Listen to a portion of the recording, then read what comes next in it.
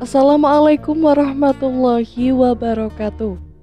Apa kabar sahabat muslim semuanya? Semoga Allah senantiasa melimpahkan rahmat dimanapun sahabat muslim berada. Pada kesempatan kali ini kami akan mengungkap sebuah kisah tentang Gunung Jabal Kaf, gunung tersembunyi dan paling rahasia di muka bumi. Di muka bumi terhampar lautan, gunung dan lembah dengan jumlah yang hampir tidak terhitung saking banyaknya. Begitu pula dengan gunung-gunung di muka bumi ini, sangatlah banyak, mulai dari yang terkecil sampai yang terbesar. Tapi ada satu gunung yang diciptakan Allah secara misterius dan konon merupakan gunung yang tersembunyi. Inilah misteri Gunung Jabal Kaf, gunung tersembunyi dan paling rahasia di muka bumi. Konon ada yang bilang Jabal Kaf adalah gunung yang terbesar dan merupakan induknya para gunung di seluruh muka bumi, di mana gunung lain adalah urat-uratnya. Benar atau tidaknya tentu ada maksud dan fungsi tertentu yang hanya Allah yang mengetahui. Gunung Jabal Kaf diciptakan tersembunyi dan misterius. Tidak ada yang tahu apa gunung tersebut melainkan beberapa orang saja.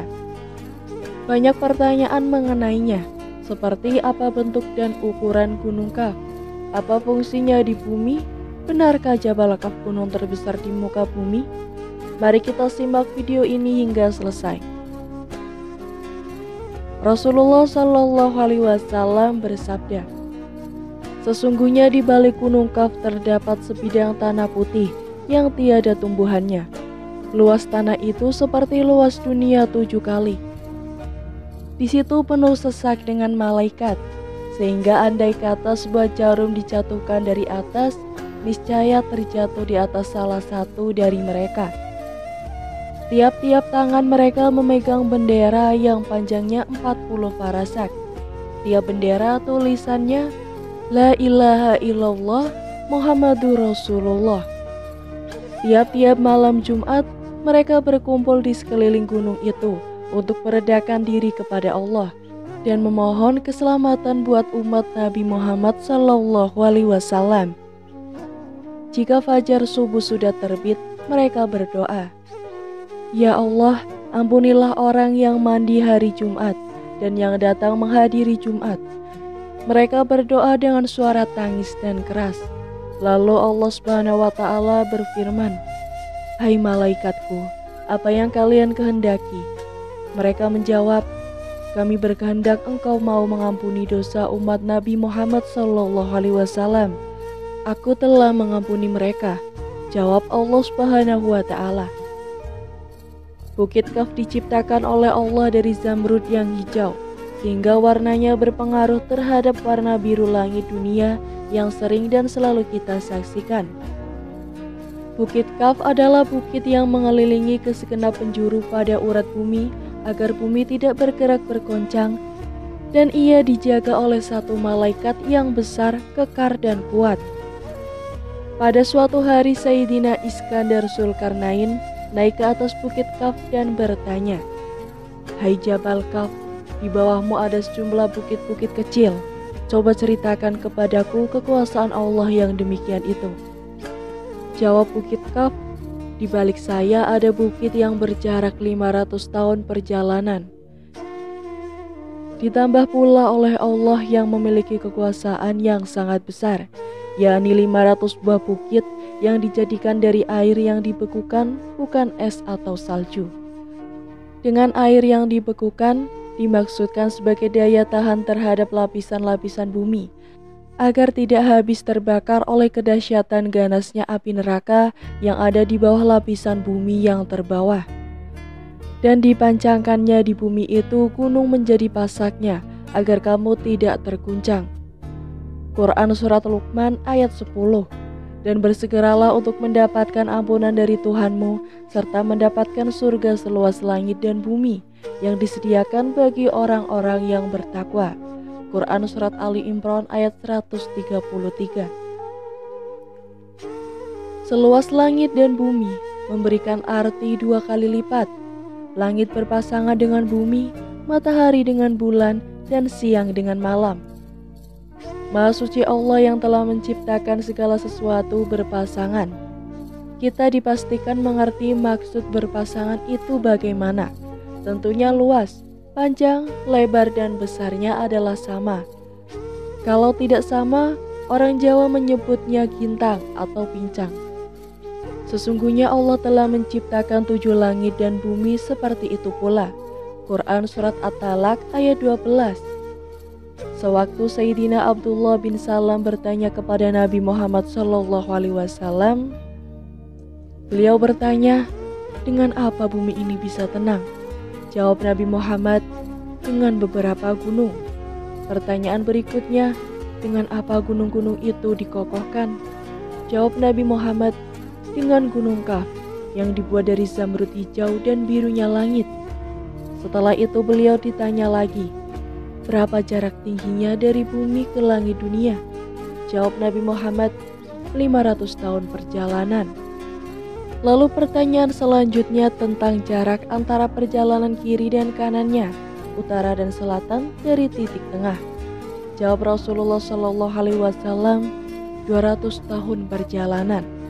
Dan ketika ditanyakan tentang penghuni bumi yang berlapis 7 itu, Nabi Muhammad menyebutkan penghuni lapisan ke-7 adalah para malaikat. Penghuni lapisan ke-6 adalah iblis beserta bala tentaranya. Penghuni lapisan ke-5 adalah setan. Penghuni lapisan ke-4 adalah ular. Penghuni lapisan ke-3 adalah kalajengking. Penghuni lapisan kedua adalah jin. Dan penghuni lapisan pertama adalah manusia. Lalu Allah Subhanahu wa Ta'ala berfirman, dan di bumi terdapat bagian-bagian yang mendampingi. Quran Surat Al-Ra'd ayat 4. Gunung Kaf adalah sebuah gunung yang dikelilingi beberapa buah lembah dan bukit. Gunung ini terletak di antara daerah Yordania dan Arab Saudi. Ada juga yang menyatakan bahwa Gunung Kaf terletak di daerah daratan Yaman. Dan ada juga yang mengatakan Gunung Kaf berada di sebelum Persia, dekat tembok Yajuj dan Maujuj. Gunung Kaf merupakan daerah yang sangat luas. Di sanalah hidup para waliullah dari golongan hijaul gaib. Laki-laki gaib berjumlah sekitar 70 orang. Semua penduduk Gunung Kaf adalah para laki-laki soleh dari golongan manusia yang telah menjauhkan diri dari kehidupan duniawi dan memilih hidup untuk beribadah saja. Gunung Kaf merupakan suatu daerah yang gaib, tidak ada di alam nyata. Kehidupan di Gunung Kaf semuanya bersifat tersembunyi, dan sisi kegaibannya pun setara dengan sisi kegaiban alam malaikat. Konon katanya, tidak jauh dari Gunung Kaf tersebut terdapat sebuah pulau, namanya Pulau Al-Kard, tempat bertemunya 2 arus air laut dan sungai. Di pulau itulah Nabi Khidir alaihissalam tinggal. Selain Gunung Kaf, terdapat juga Gunung Nu'an. Gunung Nu'an terletak di daerah paling timur dunia. Ada yang mengatakan daerah itu adalah Pulau Kalimantan. Gunung Nu'an merupakan daerah yang hampir mirip dengan Gunung Kaf. Perbedaannya adalah jika Gunung Kaf penduduknya semua laki-laki, sedangkan Gunung Nu'an semua penduduknya berjumlah 30 orang adalah dari kaum wanita. Mereka semua merupakan para mir'atul gaib atau perempuan gaib. Yang jelas baik Gunung Kaf, Gunung Nun atau Bukit Merah, hanya para wali dan orang soleh saja yang bisa pergi ke sana. Gunung Kaf kotanya para wali. Ini menurut Syekh Muhammad Nazim.